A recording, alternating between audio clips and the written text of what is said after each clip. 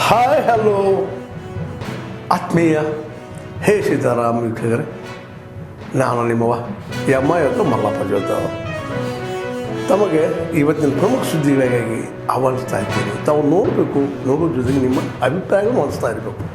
ಈ ಪ್ರಮುಖ ಸುದ್ದಿಗಳನ್ನು ನೋಡ್ತಾ ಹೋಗಿ, ಜೊತೆಗೆ ನಿಮ್ಮ ಅಭಿಪ್ರಾಯ ತಿಳಿಸ್ತಾ ಹೋಗ್ರಿ ಅಂತ ಹೇಳ್ತಾ ನೋಡಿ ಈ ಸುದ್ದಿ. ಜುಡಿಷಿಯಲ್ ಎಂಕ್ವೈರಿ ಈಗ ಇನ್ವೆಸ್ಟಿಗೇಷನ್ ಮಾಡ್ತಾ ಇದ್ದೀವಿ. ಕ್ರಿಮಿನಲ್ ಅಫೆನ್ಸ್ ಅವರು ಜುಡಿಷಿಯಲ್ ಎಂಕ್ವೈರಿ ಮಾಡಬೇಕು ಅಂತ ಯಾಕೆ ಕೇಳ್ತಾ ಇದ್ದಾರೆ?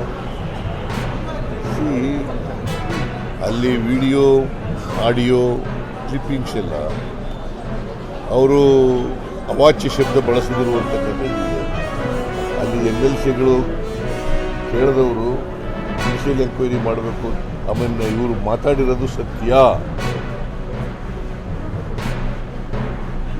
It amounts to criminal offence ಅಲ್ಲ.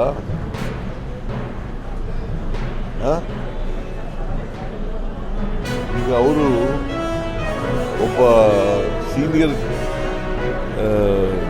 General secretary BJP central party BJP ಆಗಿ ಈ ಥರ ಪದ ಬಳಕೆ ಮಾಡೋದು ಇದೆಯಲ್ಲ, ಇದು ಅತ್ಯಂತ ಖಂಡನೀಯವಾದದ್ದು.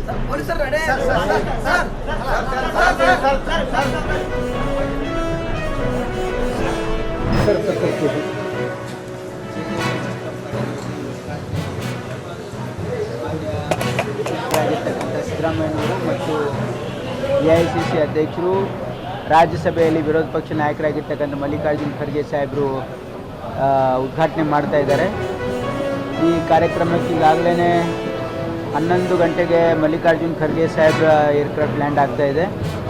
ಅದಾದಮೇಲೆ 11:15 ಮಾನ್ಯ ಮುಖ್ಯಮಂತ್ರಿಗಳ ಏರ್ಕ್ರಾಫ್ಟು ಲ್ಯಾಂಡ್ ಆಗ್ತಾ ಇದೆ.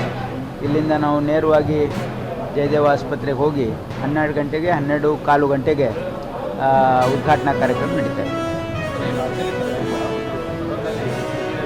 ಅವ್ಯಾವುದು ಇವತ್ತು only Jayadeva inauguration, no other questions. ಏನಂತ ಕಾಲ ಬದಲಾಗೋದು ಇವ್ರೇನು ಕಾಲಜ್ಞಾನಿನ? ಎಲ್ರಿಗೂ ಗೊತ್ತಿದೆ. ಅವ್ರ ಟೈಮ್ ಬಂದು ಹೋಗಿದೆ, ಬಂದಿತ್ತು, ಬಂದು ಹೋದು ಆಯಿತು. ಜನ ನೋಡಿದ್ದಾರೆ, ಅವ್ರು ಕಾಲ ಬಂದಾಗ ಏನೇನು ಮಾಡಿದ್ದಾರೆ ಅಂತ ಜನರಿಗೆ ಗೊತ್ತಿಲ್ವಾ?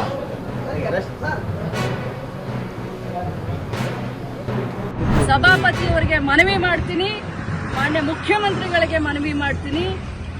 ಏನು ಪೊಲೀಸ್ ತನಿಖೆ ಆಗಬೇಕು ಆದಷ್ಟು ಬೇಗ ಆಗಬೇಕು. FSL ರಿಪೋರ್ಟ್ ಬರಬೇಕು.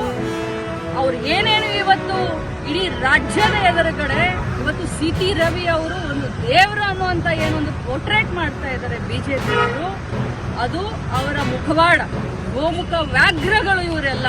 ಒಬ್ಬ ಮಹಿಳೆಯನ್ನ ಒಂದು ಸದನದಲ್ಲಿ ಈ ಮಟ್ಟಕ್ಕೆ ಮಾತಾಡಿದ್ರೆ ಅದನ್ನ ಅವರ ಬೆನ್ನಿಗೆ ನಿಂತ್ಕೊಳ್ತಾರೆ, ಪ್ರಶಂಸೆ ಮಾಡ್ತಾರೆ. ಯಾರಾದ್ರೂ ಒಬ್ರು ಅದನ್ನ ಖಂಡನೆ ಮಾಡಿದ್ರ? ಒಬ್ರು ಯಾರಾದ್ರೂ ಅದನ್ನ ಕ್ಷಮೆ ಕೇಳಿದ್ರ? ಉಲ್ಟಾ ಚೋರ್ ಕೊತ್ವಾಲ್ ಕೋಡಾಟೆ ಅಂತ ಹೇಳೋ ಹಾಗೆ ಊರೂರಿಗೆ ನಿಲ್ಸಿ ಇವ್ರು ಮೆರವಣಿಗೆ ಮಾಡ್ಕೊಳ್ತಾರ. ಏನಾಗಿದೆ ಅವ್ರಿಗೆ ಗಾಯ? ಎಷ್ಟಾಗಿದೆ ಗಾಯ? ಎಷ್ಟು ಹೊಲಿಗೆ ಬಿದ್ದಿದಾವೆ ಅವರಿಗೆ? ಪಟ್ಟಿ ಸುತ್ಕೊಳ್ತಾರ? ಏನು ಬೇರೆಯವ್ರ ಕಣ್ಣಿಗೆ ಪಟ್ಟಿ ಕಟ್ಟದೇನಂತ ತಿಳ್ಕೊಂಡಿದ್ದೀರಾ ನೀವು? CT ರವಿ ಅವರೇ, ನೀವು ನನಗೆ ಆ ಪದವನ್ನ ಬಳಸಿದ್ದೀರಾ, ಅದರಿಂದ ಇವತ್ತು ನನ್ನ ಮನ ನೊಂದಿದೆ. ಆದ್ರೆ ಇಂಥ 100 CT ರವಿಯನ್ನ ಎದುರಿಸ್ತೀನಿ. ನನಗೆ 2 ದಿನ ಬಹಳಷ್ಟು ಆಘಾತವಾಗಿತ್ತು. ಆದರೆ ಅನ್ಯಾಯದ ವಿರುದ್ಧ ಹೋರಾಟ ನಾನು ನಿಲ್ಲಿಸೋದಿಲ್ಲ. ಮತ್ತೆ ನಾನು ಸಭಾಪತಿಯವರಿಗೆ ಮನವಿಯನ್ನ ಕೊಡ್ತೀನಿ. ಯಾಕಂತಂದ್ರೆ ಅವರು ತಮ್ಮ ಮಾಧ್ಯಮದಲ್ಲಿ ನೋಡಿದ್ದೀನಿ, ಅವ್ರು ಹೇಳಿದ್ದಾರೆ, ಇವತ್ತು ಬೆಳಗ್ಗೆ ಹೇಳಿದ್ದಾರೆ, ನಿನ್ನೆ ಹೇಳಿದ್ದಾರೆ, ನಮ್ಮ ಸದನದಲ್ಲಿ ನಮ್ಮ ಏನು ರೆಕಾರ್ಡಿಂಗ್ ಏನಿರುತ್ತೆ ಅದು ಮ್ಯೂಟ್ ಆಗಿತ್ತು, ನನಗೆ ಬರಲಿಲ್ಲ, ಆದರೆ ಮಾಧ್ಯಮದಲ್ಲಿ ಇದೆ ಅಂತ ಹೇಳಿದ್ದಾರೆ. ನನ್ನ ಹತ್ರ ಕೂಡ ಸಾಕ್ಷಿ ಇದೆ, ನಾನು ಕೂಡ ಸಾಕ್ಷಿಯನ್ನು ರಿಲೀಸ್ ಮಾಡ್ತೀನಿ. ಯಾವುದೇ ಕಾರಣಕ್ಕೂ CT ರವಿ ಅವರನ್ನ ಕ್ಷಮಿಸುವಂತ ಕ್ರಮೇನೇ ಇಲ್ಲ. ನಾನು ಹೋರಾಟ ಮಾಡ್ತೀನಿ. ಇಡೀ ಮಹಿಳಾ ಕುಲಕ್ಕೆ ಏನು ಅವರು ಇವತ್ತು ಅನ್ಯಾಯ ಮಾಡಿದ್ದಾರೆ, ಈ ಪದವನ್ನ ಬಳಸಿದ್ದಾರೆ, ಅವರಿಗೆ ಶಿಕ್ಷೆ ಆಗುವವರೆಗೂ ಈ ಲಕ್ಷ್ಮೀ ಹೆಬ್ಬಾಳ್ಕರ್ ಸುಮ್ಮನೆ ಕೂರೋದಿಲ್ಲ ಅಂತ ಹೇಳಲಿಕ್ಕೆ ಬಯಸ್ತಾರೆ.